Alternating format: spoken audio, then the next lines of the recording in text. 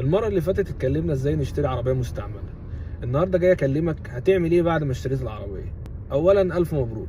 تاني حاجة، حضرتك عملت تقرير فني في مركز صيانة وانت بتشتري العربية. التقرير الفني ده بيقول حالة العربية وبيقول ايه اللي هي محتاجاه من بنود صيانة او حاجة مستهلكة فيها. هتشترك في جروبات العربية الخاصة بنوع عربيتك بحيث تستفيد من مشاكل الملاك وتعرف مراكز الصيانة اللي شغالة في عربيتك وتعرف تجار قطع الغيار الخاصة بعربيتك ويبقى عندك فكرة عن متوسط أسعار قطع الغيار الخاصة بعربيتك.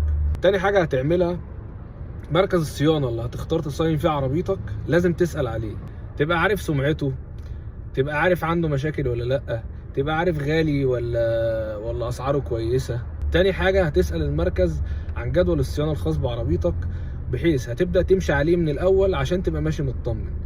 يعني هتعمل صيانة كاملة وتسأل الحاجة اللي هتتغير في عربيتي دي هل يا ترى كويسة مش كويسة، يعني السير ده محتاج يتغير، البوجيهات دي محتاجة تتغير، مكتوب حاجة في التقرير في العفشة محتاجة تتغير.